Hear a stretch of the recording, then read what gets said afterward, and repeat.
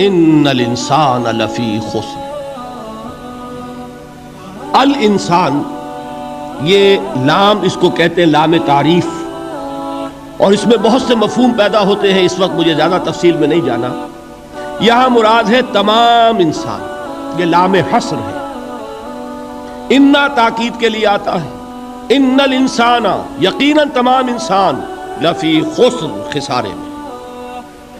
لام پھر تاکید کے لیے ہے. اب یہ میں جن لوگوں کو عربی گرامر سے کوئی تھوڑا سا شغف ہے ان کے لیے عرض کر رہا ہوں. ایک آیت بھی معجزہ ہے قرآن کا. عربی زبان میں کسی چیز پر زور دینے کے لیے جتنے اسلوب ممکن ہیں وہ سب کے سب اس میں جمع کر لیں. انا تاکید کے لیے، لام حصر تاکید کے لیے، پھر لا لفی خسر، لام پھر تاکید کے لیے. خسر نکرہ آتا ہے، یہ بھی تاکید کے لیے. جملہ اسمیہ تاکید کے لیے. جتنے بھی امکانات ہیں عربی زبان میں زور دینے کے کسی چیز پر، وہ سب کے سب اس ایک جملے میں جمع کر دیے گئے. ان الانسان لفی خسر. ذرا اس آیت پر اب نگاہ کو مرتکز کیجئے. انسان کا خسارہ کیا ہے؟ دیکھیے، سب سے پہلے میں آپ کی توجہ دلاؤں گا، ذرا آنکھیں کھول کر قلب حساس کے ساتھ نوع انسانی کا مشاہدہ کیجئے. کیسے کیسے دکھ، کتنی تکلیفیں، کتنی محنت، کتنی مشقت ہے جو ہر انسان کا مقدر. قرآن مجید میں ایک مکمل سورت ہے، سورت البلد. اس میں اللہ تعالیٰ نے متعدد قسمیں کھا کر ایک بات کہی. لا اقسم بہذا البلد وانت حل بہذا البلد ووالد وما ولد لقد خلقنا الانسان فی کبد.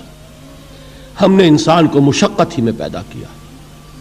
یہ مشقت ہر انسان کا مقدر ہے. لوگ گھروں کو چھوڑ کر آئے ہوئے ہیں، کہاں کہاں انسان جاتا ہے. یہ اس دنیا میں محنت اور مشقت. ہاں، ایک مغالطہ ہو جاتا ہے کہ شاید یہ محلوں میں رہنے والے جو ہیں انہیں کوئی مشقت نہیں، انہیں کوئی دکھ نہیں. حالانکہ حقیقت یہ نہیں ہے. جو جتنا امیر ہے آپ دیکھیں گے اس کی جسمانی مشقت کم ہے، ذہنی کوفت زیادہ ہے. ٹرینکولائزرز کی انہیں ضرورت پڑتی ہے، انہیں سیڈیٹیوز چاہیے.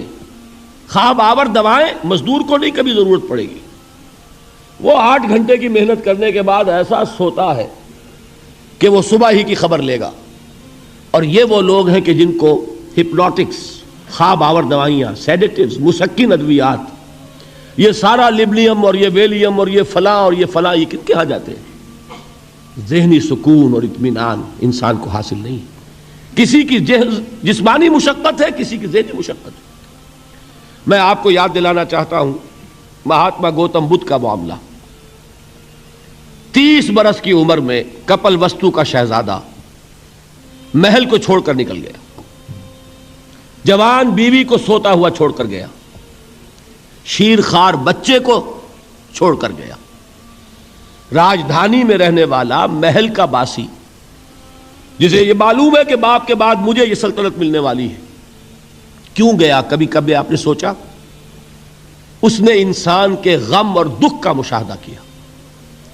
اس نے دیکھا کوئی اندھا ہے، ٹھوکر کھا کر گر رہا ہے. کوئی والدین کھڑے ہوئے رو رہے ہیں اور ان کی نگاہوں کے سامنے ان کا نہایت محبوب بچہ دم توڑ رہا ہے اور وہ کچھ نہیں کر سکتے. اس نے سوچا یہ صدمہ کیوں ہے انسان کے، یہ دکھ اس کا مقدر کیوں ہے؟ اس صدمے سے، اس دکھ سے نجات پانے کی بھی کوئی شکل ہے کہ نہیں ہے؟ انسانوں کی ایک عظیم اکثریت، شاہ ولی اللہ دہلوی رحمۃ اللہ علیہ کے الفاظ ہیں کہ وہ لدو اونٹ اور کولو کا بیل بن کر زندگی بسر کرتی ہے.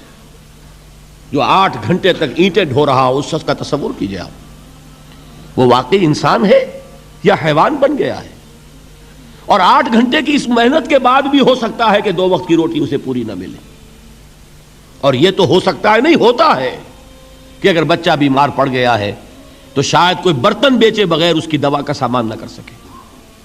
ایسا شخص کتنے بوجھوں تلا دبا ہوا ہے، کتنی مشقت کے اندر پسا ہوا ہے. لدو اونٹ اور کولو کا بیل انسانوں کی عظیم اکثریت کی سطح پر زندگی بسر کرتی ہے. لیکن آپ کو معلوم ہے کہ کولو کے بیل کے لیے مشقت ہی مشقت ہے، اس کے احساسات یہ نہیں ہے. جو کہ ان سے انسان کو جو صدمہ پہنچتا ہے. ایک بیل کو اس سے کوئی غرض نہیں کہ اس کا کوئی بچہ بھی تھا کہ نہیں تھا اور اس کو کوئی بخار ہوا ہے یا کیا ہوا ہے. اس صدمے سے وہ بیل بچا ہوا ہے. گھوڑے کو کوئی پتہ نہیں کہ میرا بھی کوئی اولاد میری ہے یا نہیں ہے اور مجھے اس کا کوئی صدمہ ہے یا دکھ ہے، کوئی پتہ نہیں.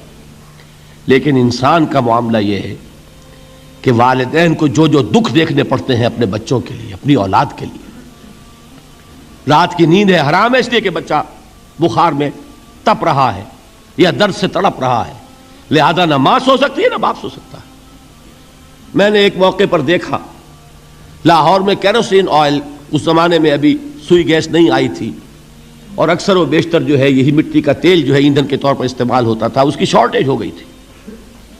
تو کئی کئی فرلانگ لمبی قطاریں لگتی تھیں ان دکانوں کے باہر، ڈپوں کے باہر.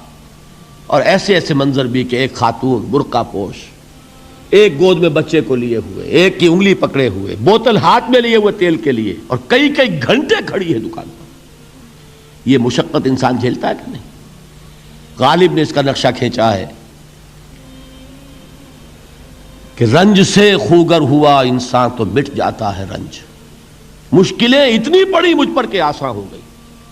ہم بھول جاتے ہیں، ورنہ واقعہ یہ کہ قلب حساس ہو اگر، اور قید حیات و بند غم اصل میں دونوں ایک ہیں. موت سے پہلے آدمی غم سے نجات پائے کیوں. اچھا یہ تو ہوا لقد خلقنا الانسان فی کبد. حیوانات کا معاملہ ایک اور اعتبار سے آسان ہے. ان سے کوئی محاسبہ بھی ہے کیا؟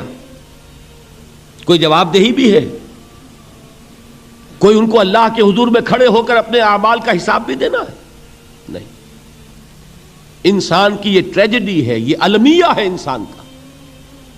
اس کو بھی قرآن مجید کی ایک صورت میں قسمیں کھا کر اذا السماء انشقت، اس کے بعد کیا فرمایا؟ یا ایھا الانسان انک کادح الی ربک کدحا فملاقیہ. اے انسان، تیرا المیہ، تیری ٹریجڈی اس سے کہیں بڑھ کر ہے. تجھے صدمے پر صدمے جھیلتے ہوئے، مشقت پر مشقت برداشت کرتے ہوئے ایک روز اپنے رب کے حضور میں بھی کھڑا ہونا ہے، جواب دہی بھی کرنی ہے.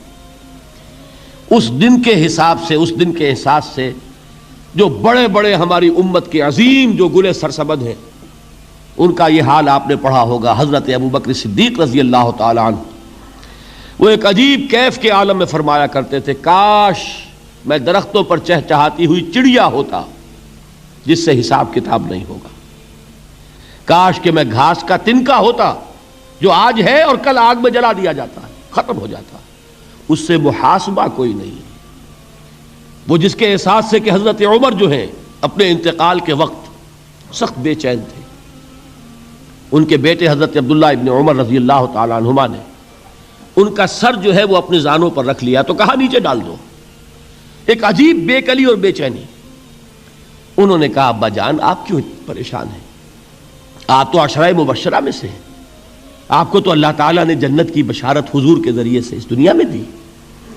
حضرت عمر فرماتے ہیں کہ خدا کی قسم اگر قیامت کے دن عمر برابر سرابر پر چھوٹ گیا تو بہت بڑی کامیابی تصور کرے گا. یہ احساس جن کو ہوتا ہے. حضرت علی کا حال کیا ہوتا ہے؟ ابھی جو آپ نے حافظ صاحب سے سنا، یہ حضرت علی کا معاملہ ہے کہ ایک تیر پیوست ہو گیا تھا، کسی طرح نکل نہیں رہا تھا. حضرت علی نے فرمایا کہ اچھا چھوڑو مجھے، میں نماز کی نیت باندھتا ہوں. نماز کی نیت پڑھتے تھے تو لرزتے تھے، کانپتے تھے. کس کے سامنے کھڑا ہوں اور کس کے سامنے مجھے ایک دن جواب دہی کے لیے کھڑا ہونا ہوگا. لن تزولا قدم ابن آدم، حضور نے خبر دی ہے ابن آدم کے قدم ہل نہیں سکیں گے. جیسے مجرم کھڑا ہوتا ہے کٹہرے کے اندر، اس کٹہرے میں سے ہل نہیں سکو گے حتی یسأل عن خمس، جب تک کہ 5 چیزوں کا حساب نہ لے لیا جائے. وہ 5 چیزیں کیا ہیں؟ کان کھول کر سنیے. عن عمرہ فیما افناہ، عمر کا حساب دو. یہ 80 برس اور 70 برس ہم نے تمہیں دنیا میں دیے، کہاں ضائع کیے؟ وعن شبابہ فیما ابلاہ، اور خاص طور پر جوانی کا دور، امنگوں کے دن، ولولے ہوتے ہیں، قوت ہوتی ہے، توانائی ہوتی ہے. آدمی چلتے ہوئے زمین پر پاؤں مارتا ہے، قوت جو ہے وہ اپنا اظہار چاہتی ہے. یہ جوانی کہاں گلائی، حساب دو، ایک ایک لمحے کا حساب دو. وَعَن مَالِهِ مِنْ أَيْنَ اكْتَسَبَهُ وَفِيمَا أَنْفَقَهُ، ایک ایک پائی کا حساب دو، مال کا کہاں سے کمایا تھا، حلال سے کہ حرام سے، اور کہاں خرچ کیا تھا، گل چھروں میں، عیاشیوں میں، یا نیکی کے کاموں میں، ادائے حقوق میں، اللہ کے دین کے لیے. 4 سوال ہو گئے. 2 زندگی کے بارے میں، ایک زندگی پوری بحیثیت مجموعی کہاں کس کام میں لگائی، اور خاص طور پر شباب کا دور کہاں لگایا. 2 سوال مال کے بارے میں، کمایا کہاں سے، حلال سے کہ حرام سے، جائز سے کہ ناجائز سے، خرچ کہاں کیا. اور آخری سوال وَعَمَّا عَمِلَ فِيمَا عَلِمَ، جو علم حاصل کیا تھا اس میں عمل کتنا کیا. علم کے انبار لگاتے چلے گئے اور عمل کے آغاز کی بھی نوبت نہ آئی. یہ علم جو ہے یہ اس روز سب سے بڑا وبال بن جائے گا انسان کا. اتنا علم اور عمل کچھ نہیں، بجائے کہ کریڈٹ کا ذریعہ بنے یہ الٹا ڈیبٹ کا کھاتا بن جائے گا. یہ جواب دہی کا احساس ہے کہ جس کی وجہ سے انسان کی ٹریجڈی جو ہے وہ دوہری ہے. کوئی حیوان اتنے بوجھ تلے نہیں، مشقت کی، محنت کی، اس زندگی میں ختم ہوئے، اس کے بعد کوئی محاسبہ نہیں. اس کو بھی غالب نے خوب کہا ہے کہ اب تو گھبرا کے یہ کہتے ہیں کہ مر جائیں گے، اور مر کے بھی چین نہ پایا تو کدھر جائیں گے.